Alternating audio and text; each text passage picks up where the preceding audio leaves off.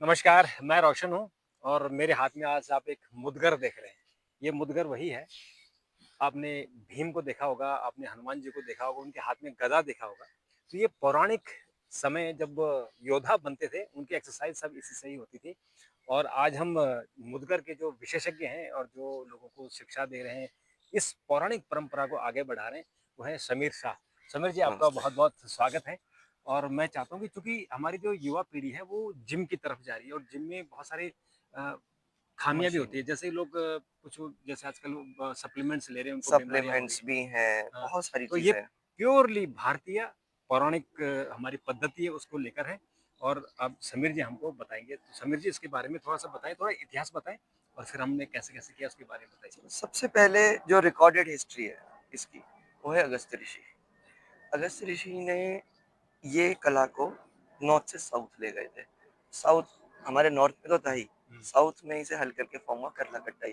तो नॉर्थ में हम इसे ज़्यादातर मुदगर की तरह कहते हैं, ईस्ट में मुदगुर कहते हैं इसे, हुँ, साउथ में इसे करलाकट्टाई कहते हैं। हुँ, ठीक है, पहले ही वहाँ पे। दूसरा इसका बहुत अच्छा हमारे गदा जो होते हैं, हुँ, गदा का बहुत अच्छा व्याख्यान और मुदगर का भी, हुँ, दोनों का व्याख्यान जो दिया गया है, वो दिया गया है धनुर्वेद में, धन्यवाद। जो उपवेद है हाँ, यजुर्वेद का। यजुर्वेद।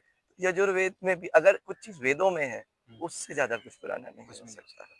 जो जो वेदों में। और अब जो हनुमान जी और अभी आप बता रहे थे कि जो हनुमान जी का भीम का जो गदा था, असल में यही था जो फ़िल्मों में दिखाते हैं, वो तो कुछ और दिखाते हैं उसको बढ़ा-चढ़ाकर, लेकिन एक्चुअल यही गदा गदा था। और जो लकड़ी का बना हुआ है, और अगर किसी के सिर पर पड़ जाए, तो आपने भीम को देखा है, तो वो ये कर सकते हैं। तो तो इनके बारे में हम मुझे थोड़ा-सा हाँ, बताएँगे, हम तो यही इन्हें डिस्कस करेंगे। एक-एक चीज़ के बारे में, जो हमारी जितने मुद्गर हैं, उनके बारे में थोड़ा-सा बताते रहिए। सो नमस्ते, तो ये जो आपके हाथ में है, ये हनुमान जी का ये गदा हनुमान जी कहते हैं, का गदा है। जो पौराणिक काल में हमें दिखाया जाता था कि बहुत ही बड़े होते थे। भगवान है, वो तो भगवान है। भगवान से हम इंसान को किसी तरह से कंपेयर नहीं करा सकते। बट रियल में जो युद्धों में इस्तेमाल होते थे, वो इसी तरह से 2 से 3 किलो के गदा होते थे। इन गदाओं का सबसे बड़ा यही होता है कि घात और प्रतिघात इनसे बहुत अलग तरह से होते हैं। आप इन्हें एक हाथ से भी और 2 हाथ से, दोनों से घुमाते हैं। तो आप देखें, हम इन्हें 2 हाथ से घुमा रहे हैं। लेकिन अगर कोई एक ढाल लेके चल रहा है, तो वो उसे एक हाथ से भी इस्तेमाल करेगा। और कोई घोड़े पे सवार है, तो उसके लिए तो एक हाथ से चलाना और भी ज़्यादा ज़रूरी हो जाता है। तभी इनका यूज़ एक और 2 हाथों के लिए बहुत ज़रूरी होता था। ठीक है?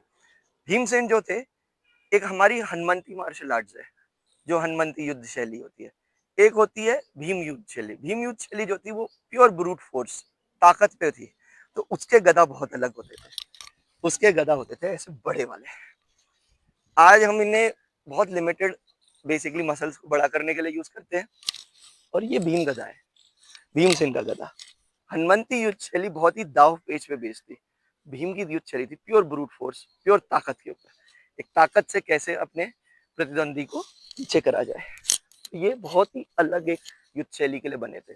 दो अलग चीजें हैं, दोनों बिल्कुल अलग थे। इसी तरह से इसी युद्ध शैली को देखते हुए जो लोग भाले फेंकते थे, हुँ, भाले फेंकने और तीर अंदाजों के लिए भी एक अलग इक्विपमेंट था। भुजा, जैसे नाम से ही आपको लग रहा होगा, भुजा क्या है?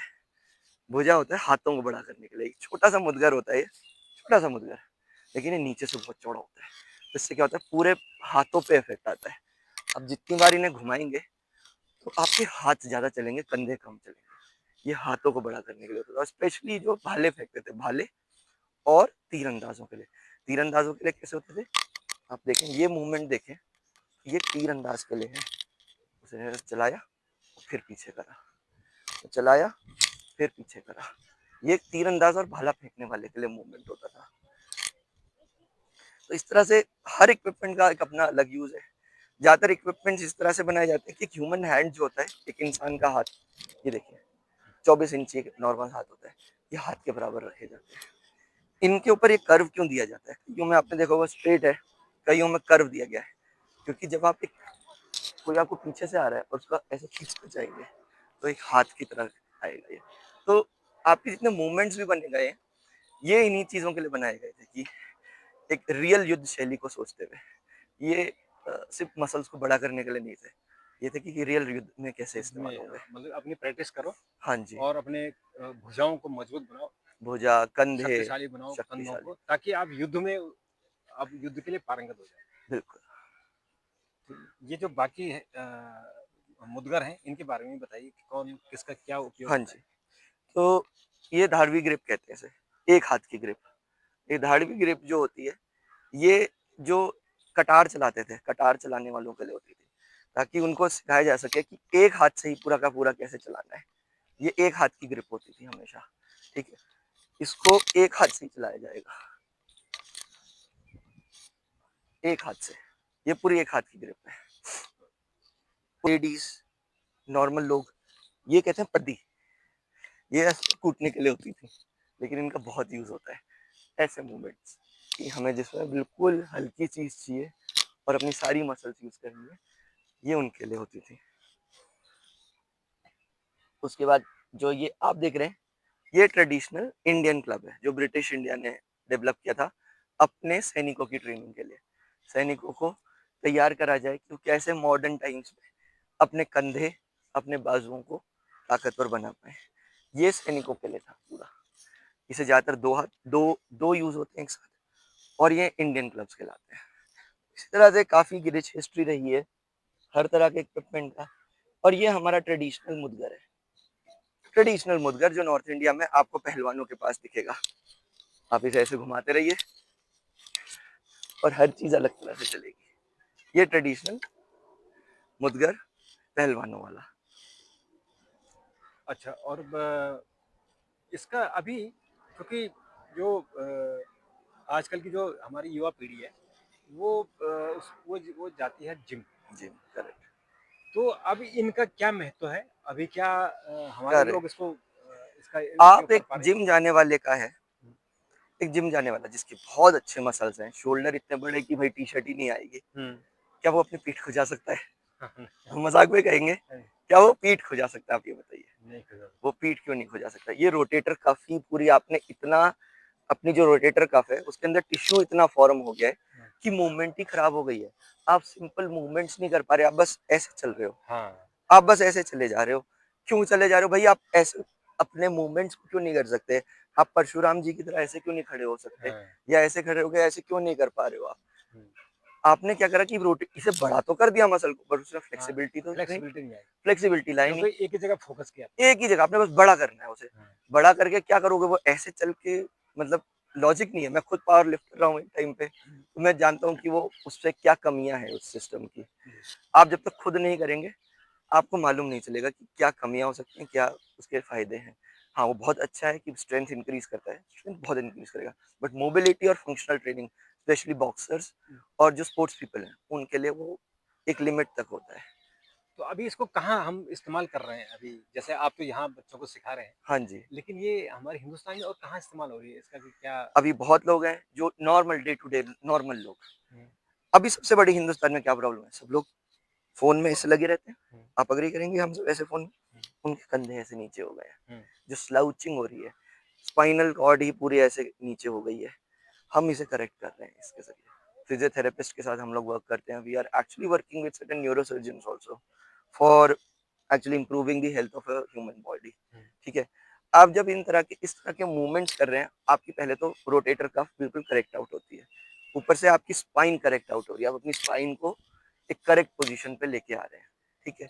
तीसरी चीज जो होगी आपकी कंडीशनिंग। कंडीशनिंग मीन्स आप इतनी ज्यादा बॉडी मसल्स अपनी यूज कर रहे हैं एक मूवमेंट को करने के लिए, आपका फुल बॉडी वर्कआउट होता है। तो नॉर्मल डे टू डे लोग जो जो जिम भी नहीं जा रहे, जो होम वर्कआउट्स कर रहे हैं, जो जॉब करते हैं, उनके सिर्फ 30 मिनट चाहिए कि उनको उनको बिल्कुल हेल्दी रखने के लिए, वो भी हफ्ते में सिर्फ 3 दिन। मैं 7 दिन की नहीं, 3 दिन की बात कर रहा हूँ। अब मुझे थोड़ा उन चीज़ों के लिए बारे में बताएँ, जैसे आपने कहा कि परशुराम जी जो करते थे, हाँ जी। ऐसे भीम क्या करते थे? ऐसे इनके बारे में थोड़ा बताइए। जैसे अलग अलग पहले युद्ध शैली रही परशुराम है, जी के बारे में। बहुत सारी युद्ध शैली रही है। तो परशुराम जी की जो युद्ध शैली रही थी, उनमें फरसा बहुत ज्यादा इस्तेमाल होता था। जितने मूवमेंट्स थे वो थे स्लैशिंग मूवमेंट्स, मींस सामने से आपका ओपोनेंट आ रहा है, उसको कैसे भी रोकना है। तो ये पैर जो होता था कि हमेशा एक रहता, ये करके आप बार बार फरसे का एक मूवमेंट को करेंगे रेप्लिकेट, आप फरसे मूवमेंट को रेप्लिकेट करेंगे, आप फरसे मूवमेंट को रेप्लिकेट करेंगे। तो इस तरह के मूवमेंट्स में बहुत फोकस होता है। भीम का जो था युद्ध शैली, वो थी प्योर ब्रूट फोर्स, मीन्स ताकत से सामने वाला भीमसेन की ताकत ही इतनी ज्यादा थी कि सामने जो प्रतिद्वंदी होता है वो रह नहीं पाता था। तो मैक्सिमम जो होते थे ताकत पे बेस्ड होते थे, इस तरह से घुमाने पे होता था उस पे, ठीक है, कि आप कितनी ताकत से अपने सामने वाले को हरा सकते हैं। हनुमंती युद्ध शैली जो है, हनुमंती युद्ध शैली जिसे कहते हैं, वो होती थी स्पीड पे, दाव और पेच पे। हम्म, उनमें हनुमान जी का गदा इसका होता था कि आप कितनी तेजी से मूव कर सकते हैं, ठीक है, आप कितनी तेजी से मूव करके अपने दाव और पेच लगा सकते हैं। एक एंगल से नहीं, मल्टीपल एंगल से आप चलेंगे। तो हनुमंती युद्ध शैली बहुत अलग थी। तीनों अलग युद्ध शैली हैं, एक थॉट प्रोसेस है कि कैसे वॉरियर जो होगा अपना युद्ध में जाएगा, अलग अलग थे। और दुर्योधन का भी एक अपना था। दुर्योधन का भी है, जरासंध भी है, जरासंध भी है। जरासंध भी होता, एक शल्य युद्ध शैली भी है हाँ। जो बिल्कुल लॉस्ट है, बट ये अभी हम लोग भी रिसर्च कर रहे हैं। दुर्योधन की अपने पैतरे थे, उसका अपना ही एक तरीका था, उस पर अभी हमें और अभी डिटेल्स लानी पड़ेगी। जरासंध थे, और एक थे शल्य नरेश, जिन्हें तो हम भूल ही गए हैं। हाँ, शल्य शल्य नरेश को तो भूलिए, शल्य नरेश अपने टाइम के सबसे बड़े गदाधर थे, और उनकी जो युद्ध शैली थी बहुत अलग थी बाकियों से, क्योंकि शल्य नरेश का जो कद काठी थी दुर्योधन या भीम जैसी बड़ी नहीं थी, वो पतले दुबले थे, लेकिन वो बहुत ही अलग तरह से उनके दांव पेच होते थे। तो भूल ही गए हैं। जरासंध की युद्ध शैली बहुत अलग थी। जरासंध अपने टाइम का इस तरह का वो माना जाता था कि वो आदमी को जमीन में गिरने से पहले उसके हड्डियों को अलग कर सकता था, वो उस लेवल पे ताकतवर था। तो जरासंध युद्ध शैली बहुत अलग थी। इस तरह से जैसे जैसे बहुत लोग हैं जो बहुत मेहनत कर रहे हैं इन चीजों के ऊपर, जैसे जैसे खुलेंगी युद्ध शैलियां, जैसे जैसे हम ज्यादा सीखेंगे इनके बारे में और तो चीजें बलराम समझेंगे। जी के बारे में भी कहा जाता है कि जी, बलराम जी के जो गदा है, हम भूल गए कि बलराम जी का भी गदा होता था, उसका नाम था सोनंदा। सोनंद जो था वो बलराम जी के गदा को कहा जाता था। उसकी युद्ध शैली बहुत अलग थी, जो दुर्योधन ने बहुत अच्छी तरह से सीखी थी। उनका जो सबसे प्रिय शिष्य था वो दुर्योधन दुर्योधन। था एक टाइम पे, और दुर्योधन की युद्ध शैली जो थी बलराम जी से बहुत इंस्पायर्ड थी। सोनंद गदा को तो सब लोग भूल ही गए कि सोनंद था। असली में क्या होता है कि सब लोग सोचते हैं कमौदगी, कमौदगी को अब बोला जाता है कि हनुमान जी का गदा है, बट मैंने रिसर्च में या अपने से जो मेरे से बहुत ज्यादा ज्ञानी लोग हैं उनसे बात करी, तो हनुमान जी के गदा को जाता है श्री गदा बोला जाता है, कौमोद की विष्णु गदा होता है। विष्णु जी का जो गदा है उन्हें कौमोद की है। बलराम जी के गदा को कहा जाता है स्वनंदा। एक शिव जी का भी गदा है जिसका नाम था एक शाह, अच्छा। उसकी युद्ध शैली बहुत अलग थी। और हमारे प्रिय गणेश जी हैं जो गणपति हैं, वो तो हमेशा से मुदगर उनके ही हाथ में देखा गया है। जी। तो ऐसे करके बहुत सारी युद्ध शैलियां हैं, बहुत सारे अलग तरह से चलाने के तरीके हैं जो हल्के हल्के सामने आएंगे। हम उसे प्रमोट करने की अपनी तरफ से पूरी कोशिश कर रहे हैं कि ओरिजिनल तरीका जो रहता है। आप एक और चीज देखेंगे, आजकल बहुत जो ट्रेंड चल रहा है पॉलिश कर देना है। हम्म। अब ये देखिए इन दोनों में थोड़ा फर्क है। हम्म। ये हम बिल्कुल इसमें सुंदर नहीं है, हम्म। इसमें क्रैक्स भी हैं, हमने क्रैक्स भरने हैं। क्यों करा जाता है? जब एक आदमी प्रैक्टिस करेगा उसके हाथ से पसीना आएगा, हाँ, पसीना तो आएगा ही पसीना आएगा। आएगा। अगर ये पॉलिश है तो क्या ये पी सकती है लकड़ी? हाँ, ये नहीं पी सकते। क्या ये लकड़ी तेल पी सकती है? नहीं। ये नहीं पी सकते, ये पी सकता है। ये पहले आप इसमें तेल पिलाएंगे, हम्म। अगले दिन जब आप इसे प्रैक्टिस करेंगे तो आपका हाथ वो तेल पिएगा, हम्म। ठीक है। अगर मैंने पॉलिश कर दिया तो जैसे ये नीम की लकड़ी से बना है और ये कटहल की लकड़ी का, तो क्या फर्क रह गया? ये नीम है, एक तरह से प्लास्टिक हो गई ना फिर तो हाँ। लकड़ी पॉलिशिंग के बाद। तो लकड़ी से लकड़ी का भी फर्क पड़ता है कि किस तरह से बनाया जाएगा। अच्छा, अभी इसका मार्केट क्या है? थोड़ा अगर हम बात करें, मार्केट क्योंकि इज हमारी ये जो हमारी पुरानी धरोहर है, बिल्कुल ये अब विलुप्त हो रही है। बिल्कुल विलुप्त ही हैं अभी तो। तो कैसे इसको सर्वाइव किया जाए, ये इनको लोगों सरवाइव को तो बताया जाए? आप क्या अभी करते हैं? बहुत लोग हैं जो, मैं भी नहीं, बहुत भी और लोग हैं जिन्होंने मेहनत कर रहे हैं इसके अच्छा। ऊपर। मार्केट तो हम कहें तो एग्जिस्ट ही नहीं करता, हम मार्केट बना रहे हैं, ठीक है। हम सब ने, मैक्सिमम लोगों ने ये सोचा था कि पहलवान और जिम जाने वाले हुँ। हमारे सबसे मतलब प्रिय जिसे कहते हैं कस्टमर्स कह लो, या फिर जिनके साथ हम काम करेंगे, क्योंकि हम भी अभी सीख रहे हैं अपने स्टूडेंट से। हुँ। लेकिन सबसे जो हमारे अच्छे है वो है योगा और रनिंग क्लब्स वाले, जो हुँ। रनिंग मैराथन से सब में हाँ। भागते हैं, उनको बहुत पसंद आया ये। अच्छा। तो और वो और जो जो लोग पहलवानी कर रहे हैं। पहलवानी वाला जो है उन्हें ऑलरेडी नॉलेज बहुत अच्छी होती है उनकी, हुँ। बट उनका जो आता है चेंज, उनका आता है कि एडवांस टेक्निक्स जिन्हें कहते हैं। हुँ। स्पेसिफिकली मैक्सिमम पहलवान कंडीशनिंग में बहुत एक्सपर्ट होते हैं, हुँ। बट जब जैसे ये वाले स्विंग्स हैं हुँ। कि हम ये स्विंग्स कैसे करेंगे, हुँ। इन स्विंग्स में उनका थोड़ा मतलब नए जो कर लग स्पेसिफिकली जो साउथ साइड से आए स्विंग्स, हुँ। उनमें थोड़ा सा कम हो जाता है। पहलवानों के लिए भी जरूरी है स्पेसिफिकली, रोटेटर कफ खोलने के लिए, क्योंकि वो लोग रस्सा चढ़ते हैं तो बाइसेप जो होती है, बाइसेप मसल बहुत फूल जाती है। अब वो क्या होता है कि उसकी वजह से मोबिलिटी कम होती है। पहलवानों के लिए और बॉक्सिंग वालों के लिए सबसे जरूरी होती है मोबिलिटी, उनके रोटेटर कफ को खोलना। हम उस पे काफी उनके साथ काम करते हैं, हेल्प करते हैं उन्हें। अच्छा। और थोड़ा अपने बारे में बताइए कि आपने आपको कैसे इसका रुझान आया? हाँ जी, तो मेरा नाम समीर है। ओरिजिनली मैं भी बहुत ज़्यादा हेवी जिमिंग करता था, बहुत हेवी जिमिंग करी है, ठीक है? फिर कोविड आया, वेट बढ़ गया, घर में ही थोड़ा बहुत करते थे। वेट बढ़ गया, फिर कोविड गया, उसके बाद मैंने रनिंग काफ़ी शुरू करी। तो सब चीज़ अच्छी तो रही, बट वेट बढ़ गया है, रनिंग करके थोड़ी कंडीशनिंग खराब हो गई, रोटेटर कफ नहीं था। तो मैंने एक सिंपल सा मुद्गर लिया और उससे शुरू करा। मेरा एक बहुत सिंपल सा था, अब जब वो किसी चीज़ में घुसो, फिर उसका डिटेल में घुसे कि भाई ये तो गधा से भी होता है। गधा के दाव और पेंच अपने से सीनियर लोगों से बात करी, उन लोगों ने कई चीज़ें सिखाई हमें। बहुत अच्छे लोग मिले जिनका बहुत ज्ञान है इस चीज़ के ऊपर। ऐसे लोग जो पूरी रिसर्च कर रहे हैं। उन लोगों ने भी बहुत अच्छा ज्ञान दिया कि भाई तुम ये चीज़ कर सकते हो। कलरी पट्टू के लोगों से कभी देखे मूवमेंट्स, वहाँ से भी बहुत नॉलेज अच्छी आई। ऐसे करके आप जितना डीप जाते जाओ, नए इक्विपमेंट, नई चीज़ों के बारे में पता करते गए हम लोग। अच्छा, और अभी हिंदुस्तान में ऐसे कुछ अंदाजा है आपको कि ऐसे स्कूल या ऐसे कोचिंग सेंटर चल रहे हैं क्या? हाँ जी, हैं, थोड़े हैं और वो बहुत अच्छा काम कर रहे हैं, बट बहुत कम है। कम है तो उनको आगे बढ़ाने की ज़रूरत करेक्ट, बहुत कम है अभी तो। है। ओके, और इसमें कोई सरकार की तरफ से कोई अभी हेल्प हो रही है, जैसे बाकी गेम्स को सरकार मोदी बहुत जी ने सपोर्ट करती हमें थोड़ा-सा प्रमोट किया है इस इंडस्ट्री को। है? अच्छा। मोदी जी ने अपने मन की बात में भी हमारे इस इंडस्ट्री के बारे में मेंशन करा है कि किस तरह से एक ट्रेडिशनल इंडस्ट्री करी जा सकती है। बट हमें और हेल्प की भी ज़रूरत पड़ेगी। ठीक है। तो ये जो आप ये जो मुदगर देख रहे हैं अलग अलग आकार की, ये गदा से लेकर और जितने भी ये बेसिकली ये फिटनेस के लिए है। और फिटनेस भी इसलिए कि आपको योद्धा बनना है और फिर अपनी गदा चलानी है या तीर चलानी है, फरसा चलाना है, उन सब के लिए। और उसके लिए जो हमारे नए टीचर हैं समीर शाह, तो समीर शाह ने लोगों को सिखाना शुरू किया। और ये जो पुरानी एक परंपरा जो विलुप्त हो रही है उसको जगाने की कोशिश कर रहे हैं। तो समीर जी, आपका बहुत बहुत बहुत शुक्रिया। धन्यवाद। और अगर कोई संदेश आप देना चाहते हैं हमारी पब्लिक को, क्योंकि पब्लिक अगर इसको अडॉप्ट नहीं करेगी तो ये तो विलुप्त हो जाएगी। हम बस एक ही चीज़ बोलेंगे, ये हमारी संस्कृति, ये भारत की संस्कृति है। ये कहीं विदेशी संस्कृति, ये पूरी इस यहीं पे जन्मभूमि में हुई है। देश-विदेश, विदेशी लोग इसे इतना अडॉप्ट कर रहे हैं। आप कुछ मत करिए, बस एक बार ट्राई करके देखिए कि क्या हम करना चाह रहे हैं।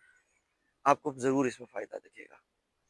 बहुत स्वास्थ्य धन्यवाद। होंगे और नई एक जो हमारी विलुप्त हो रही है हमारी एक एक ज्ञान, विलुप्त वो होते हुए ज्ञान ज्ञान हमारा को, जिंदा हो जाएगा। जो हमारे अगस्त्य ऋषि ने हमारे वेदों में लिखा है, वेद से ज़्यादा तो कुछ चीज़ हमारे लिए बड़ी नहीं है। उससे पुराना तो कुछ चीज़ है ही नहीं। कोई नहीं। तो उसमें जो चीज़ लिखी है, हम उसे फ़ॉलो कर रहे हैं। ठीक है, बहुत बहुत बहुत धन्यवाद। धन्यवाद। Thank you.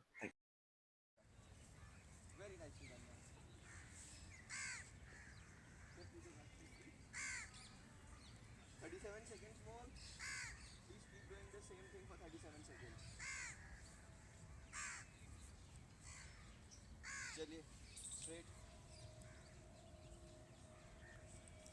Keep doing the same thing. Mobile पे कॉल मत करते। कोई नहीं, 18 second, 17 seconds more, keep doing the same thing. कैसा लग रहा है सबको? चलिए सर, स्पीड अप करिए, बहुत स्लो, देखिए सबकी स्पीड कितनी अच्छी निकल रही है। प्लीज होल्ड, 60 सेकंड्स का ब्रेक है।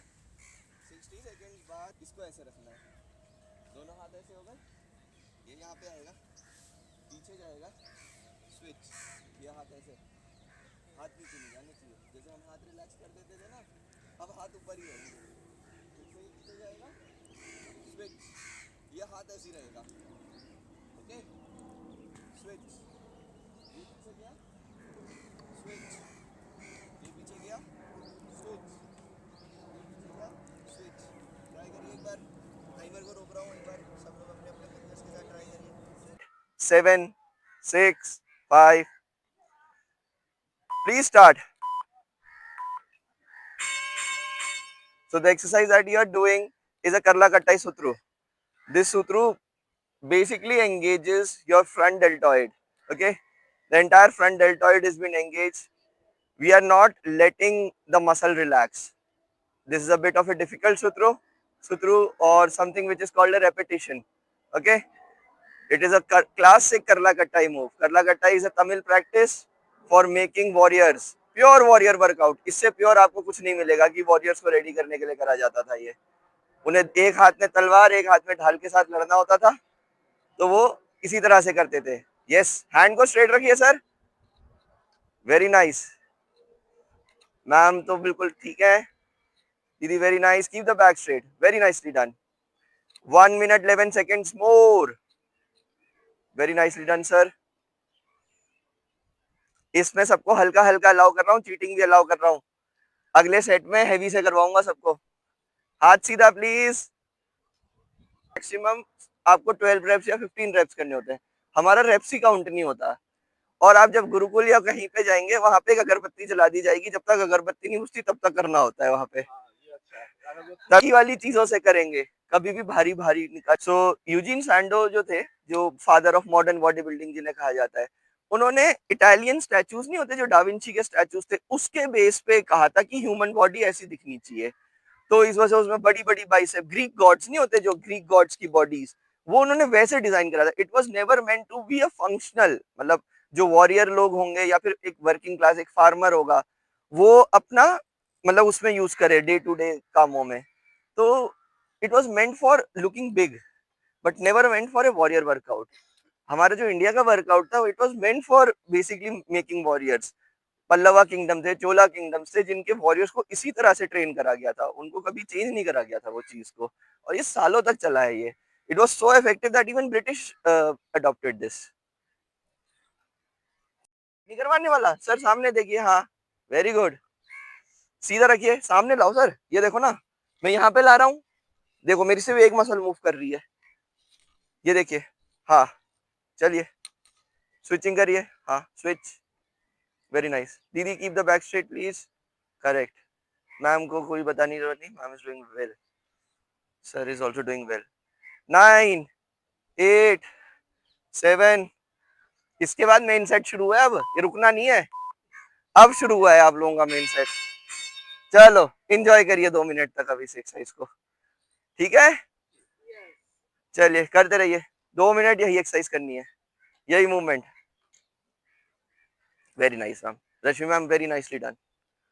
You are using your full body. Use the full body movement very nicely. Sir जैसे 1 minute 13 seconds more. Keep doing. Speed पकड़िए सर, स्पीड. इतना स्लो नहीं. और मुंह से दूर रखिए इसे, कहीं नाक में हिट होए. करेक्ट. बस चलिए, स्पीड अप. सिर्फ 50 सेकेंड्स और करने हैं. Keep going.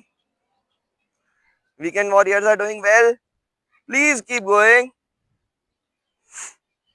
सामने सर, साइड में, पीछे मत ले जाइए. पीछे वाला भी. 4. Relax, relax. ठीक है, और ऐसे लेके आइए. ऐसे. हाँ, ड्रॉप छोड़ दीजिए एक हाथ से. अब इसे जब ये यहाँ पे आएगा ना, इसे आगे खींचने की कोशिश करिए. ये देखिए, ये ड्रॉप हुआ. अब ये ऐसे आगे यहाँ से खींचने की कोशिश करिए. सर हल्का. नहीं नहीं सर सर सर सर इसे करिए. हाँ, सामने खींचना है इसे. जब ये नीचे गिरेगा ना, यूं खींच लो इसे आगे की तरफ, अपनी तरफ. ये जब गिर रहा होगा तो इसे यूं खींच लेना अपनी तरफ. हाँ, करो करो. तभी तभी ये लाइट वाले आजमाए हैं. ये मसाला कूटने के लिए भी होते हैं यूज. आप ये करनी बिल्कुल. अब ठीक करी मूवमेंट, आपने करिए. हाँ, खींचो खींचो. इसे ऐसे लाइए सर, ऊपर करिए. हाँ, गिराइए और तब खींच लीजिए इसे बाहर. हाँ हाँ, गिराइए. आगे लाइए, आगे. इसे वापस जब लाएं तो यहाँ हाथ में आएगा. हाँ, चलिए गिराइए. लाइए आगे. हाथ में, हाथ में, हाथ में ही. हाँ, हाथ. दूसरे हैंड को क्यों रिलैक्स करने दे रहे हैं? ऊपर तक ले जाओ, पूरा हाथ को स्ट्रेच करके ले जाओ ऊपर. डॉक्टर साहब पूरा हाथ. हाँ, जितना तक. चलो. और ये यहाँ पे किसने. चलो पीछे से पकड़ो. हाँ, बहुत आसान हो रहा है. चलो. Yes ma'am, गिराइए.